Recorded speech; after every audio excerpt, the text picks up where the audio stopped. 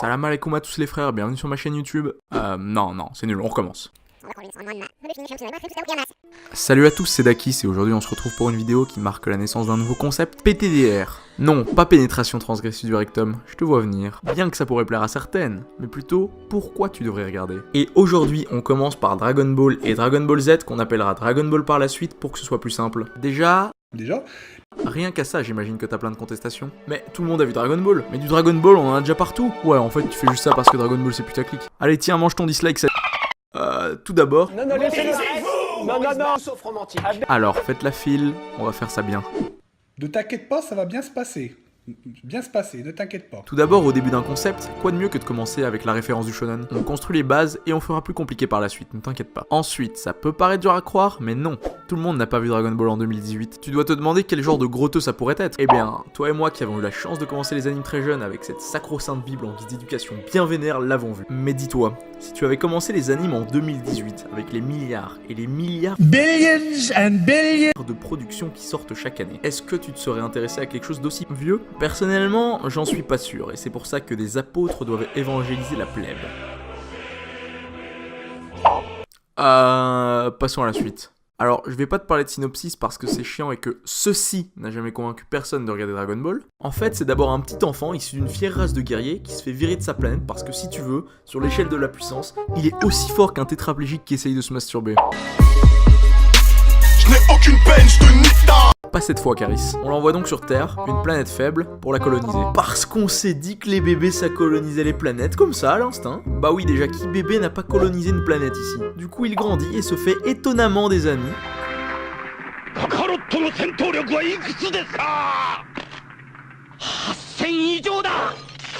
Il œuvre donc pour combattre les méchants avec ses compagnons et sa queue qui lui permet de devenir King Kong quand il voit la pleine lune. Bon, ok, il manque peut-être quelques infos, mais c'est l'idée, et je pense pas que tu t'es dit « Ah bah, je suis convaincu, je vais regarder ça tout de suite ». Non, je vais plutôt parler des points forts de Dragon Ball et de pourquoi c'est devenu la légende du shonen Neketsu.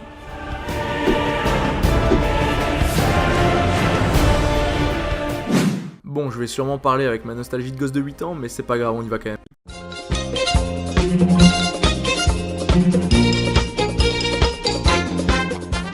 Probablement un des plus gros points forts de l'œuvre. Dragon Ball t'emmène à la visite du monde, te fait voir les rêves de l'auteur et tu découvres un univers tel qu'il aurait voulu y vivre. Son univers tellement original avec ses éléments préhistoriques, science-fiction, médiéval asiatique, contemporain, futuriste, fantaisiste, méca, et j'en passe, arrive à rester cohérent et harmonieux. En fait, il est tellement harmonieux qu'à aucun moment cette richesse présente ne te pose le moindre problème, et tu ne te dis jamais, c'est bizarre quand même ce qui se passe. Non, tu es littéralement transporté dans ce monde incroyable que Toriyama arrive à créer, avec une ambiance tellement agréable que tu aimerais vivre les aventures aux côtés des héros. Franchement, pour ceux qui ont regardé, qui n'a pas joué à Dragon Ball étant enfant dans la cour de récré? Qui n'a pas rêvé de rentrer dans cet univers si riche et de retrouver cette atmosphère qui ne sera jamais imitable? Je pense que ce qui donne un tel effet à ce manga est la façon dont Akira Toriyama vivait avec ses personnages. Il le dit lui-même lors d'une interview, il écrit la suite de son histoire comme son personnage aimerait la vivre.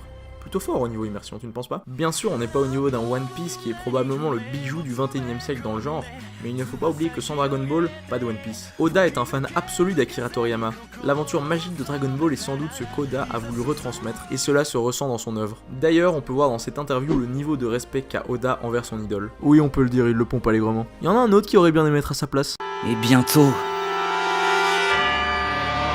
je deviendrai le dieu de ce nouveau monde. Allez, on passe au point suivant.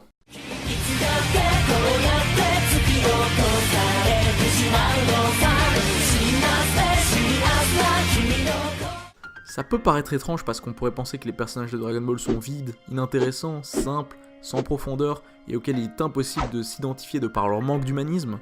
Ouais, des sombres merdes en fait. Alors laisse-moi tenter de te convaincre du contraire. Certes, on n'a pas affaire au niveau psychologique des personnages de Game of Thrones, mais t'es en train de regarder un shonen de combat là, pas un seinen axé sur la psychologie des personnages comme Monster ou même Death Note pour les shonen.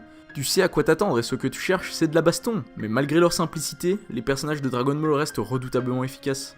Ils ont tous un côté gag représenté par un comique de personnalité différent. Que ce soit la naïveté de Goku ou le pervers de Tortue Géniale, chacun se démarque et devient unique.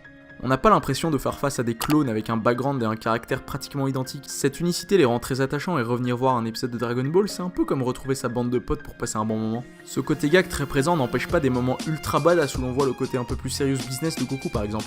Cette dualité entre décontraction permanente et capacité à prendre les choses en main n'est pas juste ultra stylé, sérieux? Réfléchis-y un peu, je suis sûr que tes personnages préférés ont ces caractéristiques. Oui, tu l'auras compris, Dragon Ball a bien établi les codes du shonen actuel. De plus, même si Goku a tout du héros un peu trop parfait qu'on aimerait être mais qu'on ne sera jamais, il existe des personnages bien plus humains. Je veux bien sûr parler de son légendaire rival Vegeta. Si tu connais le personnage et que tu ne vois pas ce dont je parle, laisse-moi t'expliquer. Vegeta est le monsieur tout le monde de notre société actuelle. Dans un modèle de compétition où tu es toujours poussé à te comparer à ton voisin mieux que toi, tu corresponds parfaitement à la relation qu'entretient Vegeta avec Goku tout au long du manga.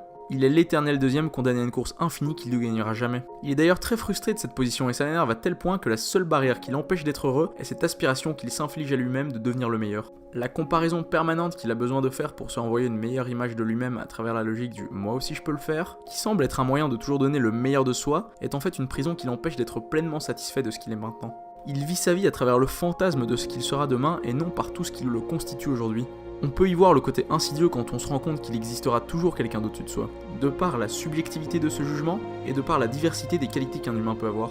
C'est d'ailleurs ce qui fait sûrement que ce manga est aussi bon et que n'importe quelle œuvre devient une grande œuvre. C'est un alliage subtil entre réflexion et divertissement.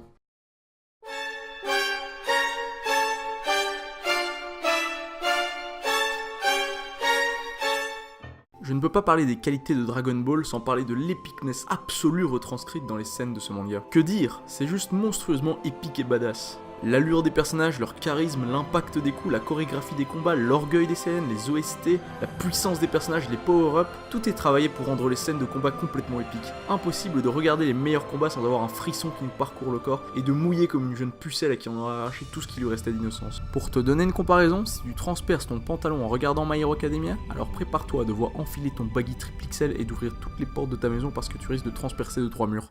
Well up inside you would burst out. The harder you try, the harder it all gets. Till you just can't shake it off anymore. Pour finir, je vais insister sur son côté cultime, parce qu'il faut pas déconner non plus. Dragon Ball, c'est désormais le deuxième manga le plus vendu de tous les temps à travers le monde.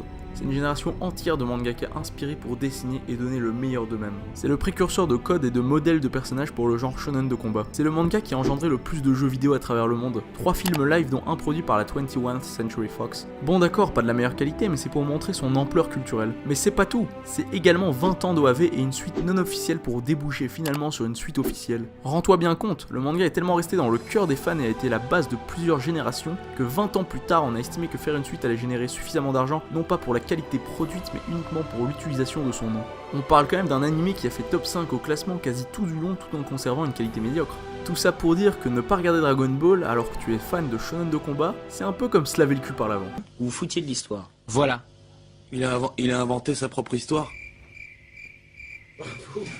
On passera à la comparaison. Pour te résumer le message de cette vidéo, c'est va regarder Dragon Ball si tu ne l'as pas déjà fait, et si tu l'as déjà fait, évangélise toutes les personnes impures autour de toi qui ne l'ont pas encore fait. Et comme un grand homme l'a dit, si tu te pointes encore, tu peux être sûr que tu repars avec la bite dans un Tupperware. non, pas celui-là. Dragon Ball, c'est la vie. Voilà, celui-là. Merci d'avoir regardé et n'hésite pas à lâcher un petit pouce bleu si ça t'a plu et à t'abonner si tu veux en voir plus.